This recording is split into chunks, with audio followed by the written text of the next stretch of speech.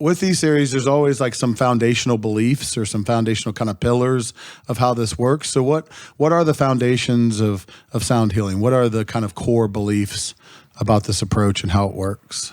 So, science is one of the myths is that science hasn't proven this, but everybody, if you use Google, actually the science has got up.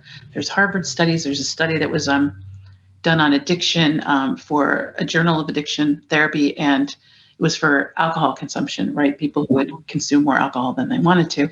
And not only did the sound waves, reduce blood pressure and things like that, but they actually helped with cell death. They reduced cell death and increased DNA repair. So There are studies on that, So the foundation of science is there, and the basics of sound healing in the way that I do it are I sing a song, helps you relax or whatever, but I do it first to model, and then we do a guided meditation, maybe some emotional toning, and then I do a thing called, what am I calling it now? Intuitive affirming. So someone could call it channeling, but I asked someone, like if I was doing it with you, what are you carrying heavy on your mind or heart or spirit? So I treat for that. And then we go into either we chant together, I help you write a chant, we do a musical mantra, and then we end with either you all sing a song or whatever you want, basically. And how many sessions, 'cause there's a couple questions in there, right? But how many sessions does it take before you start to see benefits? I mean, what are you hearing from people in terms of how quickly these changes can come about? Really good. With the students in the Caymans and here, we did it ongoing for like 10 weeks. So once a week for 10 weeks. That was in a group. Private people like the opera singer, 3 months to have no voice, a speaking voice, but no singing voice, 3 months. To feel good and to start realizing you have a voice, your own voice. I don't know, a few sessions, but you feel good right away just because you've been a singer or you've heard music or, whatever it is, you feel good right away. It depends on what you want to accomplish. It depends. And they can be any session from 20 minutes to an hour and a half, pretty much.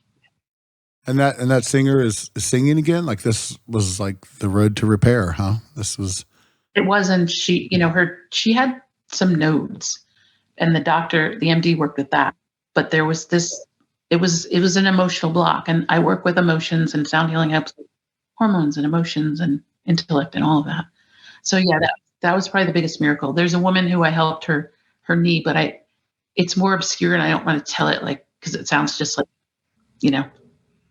an uninformed miracle, but physical things too, besides emotional, mental. But you're experiencing things that are working, right? You say an uninformed miracle, but those are your experiences, They are.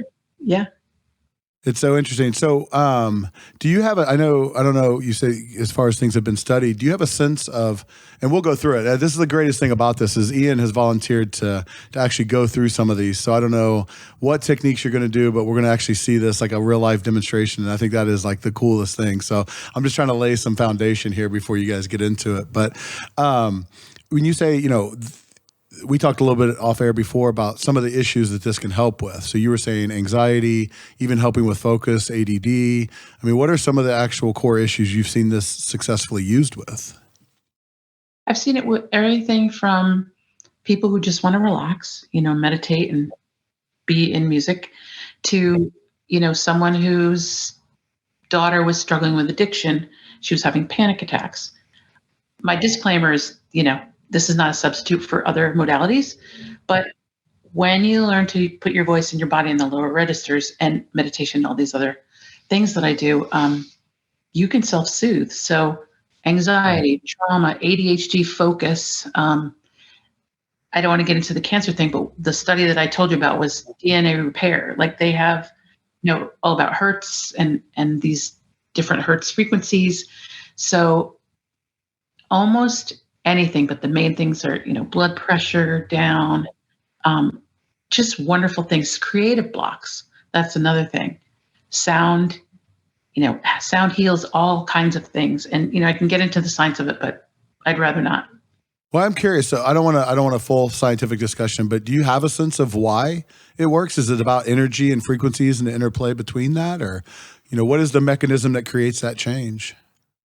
So there are frequencies that impact cochlear, which is in the ear, codes, and then also non-cochlear, non-ear codes. And it goes straight to the nervous system. As we know, when we listen to music, we want to change a mood or just feel uplifted. It goes right into the emotional systems. The parasympathetic nervous system, it tamps it down automatically with the breathing, things that we know like that. There's all kind of geeky things. There are different hertz frequencies that, like, the lower frequencies are really good for brain relaxing. The higher frequencies, like up here, are better for alertness, focus, and ADHD. So it's really deep science, and I'm still learning more about it. Neuroplasticity is helped with music. I worked with autism spectrum kids and classical music. Like, there are all these different roads out of it, just into music, that helps their brain organize and lessens, pressure for them. Is this the same concept as I've seen some of the stuff with like Tibetan bowls or tones? Is it the same way? Like, those are just different instruments to access those frequencies? Is that okay? So I'm at least in the same ballpark with that, but you have a different way because it's using the individual's own voice. Yes, because it's portable. Yeah, it's portable, and we all need empowerment in this. The world. I have a song that I wrote called "The World Needs Your Voice." We all need, obviously, a voice right now, and it's been covered up. It's been covered up and disempowered for many reasons, as we know, and gets it out there. Well, and the connection that we've lost over the last couple of years with COVID and isolations and things like that. Anecdotally, in our agencies and things like that, like, the need for mental health services has really exploded right behind this isolation, and it's the whole concept of social distancing. And it turns out that was more of an oxymoron than anything else, because the distance affected our social systems and has led to some real serious issues, especially in our younger folks, teenagers, younger. That disconnect, it didn't do great things for us. Anxiety shot up, depression shot up, interpersonal problems. So I just love it, the concept of finding the voice as a way to reconnect. I think we've got to reawaken the world and reconnect everybody, because we're just healthier together. We're not healthy apart. Yes, and we're fragmented, like you said, especially the pandemic. So connecting with ourselves, and the kids' brain development. Especially what I've seen with special needs population, and that, not being in person with the field of humanness. And your voice is just like, you connect right away when it's your voice, And people aren't, according to my therapist, people are unraveling more now as we've, quote, eased up, than in the beginning of the pandemic. So just the anxiety in schools, it's still there, it's increased. And I feel for the kids, because we want to regulate their nervous systems and have them do something fun. They see the instruments, or that they think they're going to sing or make something, they get excited.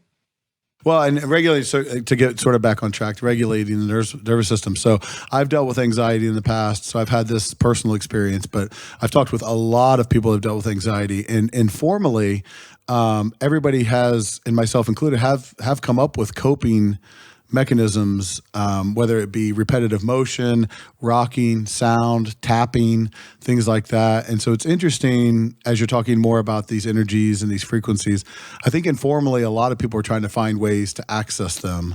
So I'm excited that you maybe have some specific techniques that can help us get there, because I think we're all out here guessing. We're all out here trying, like, well, this kind of feels better, so I'm going to do more of this, but we don't know why, and we, would certainly want some better techniques than something like that. So